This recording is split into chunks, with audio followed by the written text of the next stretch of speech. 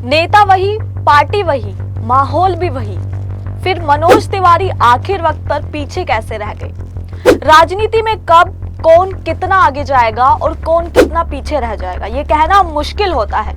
और यही हुआ बीजेपी के चर्चित चेहरे और भोजपुरी सुपरस्टार मनोज तिवारी के साथ। दिल्ली से राजनीति में कदम रखने वाले मनोज तिवारी इस बार सीएम रेस में थे, लेकिन आखिरी मौके पर बाजी पलट गई। आखिर ऐसा क्या हुआ कि वो सीएम की कुर्सी तक जाते जाते पीछे रह गए? चलिए जानते हैं इसकी पीछे की पूरी कहानी। मनोज तिवारी, जो कभी भोजपुरी सिनेमा के सुपरस्टार हुआ करते थे, राजनीति में भी अपनी पहचान बना चुके हैं। बीजेपी ने उन्हें उत्तर प्रदेश और बिहार में एक बड़ा चेहरा बनाया और दिल्ली में भी उनकी लोकप्रियता जबरदस्त रही। लेकिन सवाल ये उठता है कि जब सीएम पद की रेस में उनका नाम सबसे आगे चल रहा था, तो अचानक ऐसा क्या हुआ कि वो पीछे रह गए? सबसे पहले नजर डालते हैं उनके राजनीतिक सफर पर। मनोज तिवारी 2009 में राजनीति में आए थे और 2014 में बीजेपी के टिकट पर सांसद बने। इसके बाद उन्होंने दिल्ली बीजेपी के अध्यक्ष पद की जिम्मेदारी भी संभाली और पार्टी के लिए मेहनत भी की। दिल्ली में उन्होंने पार्टी को मजबूती दी, लेकिन जब 2020 के विधानसभा चुनाव में बीजेपी का प्रदर्शन कमजोर रहा तो उनकी अध्यक्ष पद से विदाई हो गई। बावजूद इसके उनकी लोकप्रियता बनी रही और हाल ही में यूपी की राजनीति में उनका नाम सीएम पद के लिए चर्चा में भी आया। अब सवाल ये है कि आखिर मनोज तिवारी पीछे कैसे रह गए? इसके पीछे कई रीजन हो सकते हैं।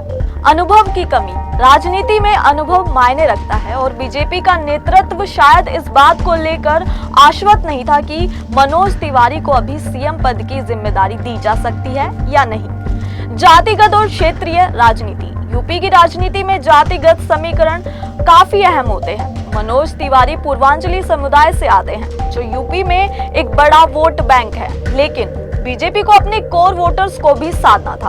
अन्य वरिष्ठ नेताओं का दबदबा, यूपी में कई अनुभवी और पुराने नेता पहले से ही सीएम पद की दौड़ में थे। योगी आदित्यनाथ की पकड़ अभी भी मजबूत है और कई बीजेपी नेता शायद नहीं चाहते थे कि कोई बाहरी चेहरा अचानक सबके आगे आ जाए। पार्टी की रणनीति, बीजेपी हमेशा एक मजबूत संगठनात्मक रणनीति बनाकर चलती है। पार्टी के अंदरूनी फैसलों में कई बार ऐसा होता है कि किसी को अचानक पीछे कर दिया जाता है और किसी और को आगे बढ़ाया जाता है। अब बड़ा सवाल ये है कि क्या मनोज तिवारी का राजनीतिक करियर यहीं रुक गया है? बिल्कुल नहीं, राजनीति में संभावनाएं हमेशा बनी रहती हैं।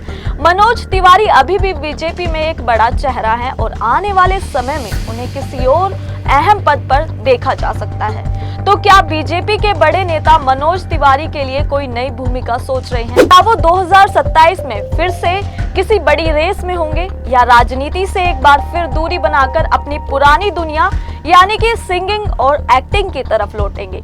आने वाला वक्त बताएगा कि मनोज तिवारी की अगली चाल क्या होगी। लेकिन इतना तय है कि इस बार सीएम की कुर्सी उनके हाथों से फिसल गई। तो दोस्तों, आपको ये इन्फॉर्मेशन कैसी लगी? आप अपनी राय कमेंट के जरिए इजीली बता सकते हैं। साथ ही राजनीति की तमाम अपडेट जानने के लिए देखते रहें हमारा चैनल इंस्टाफीड।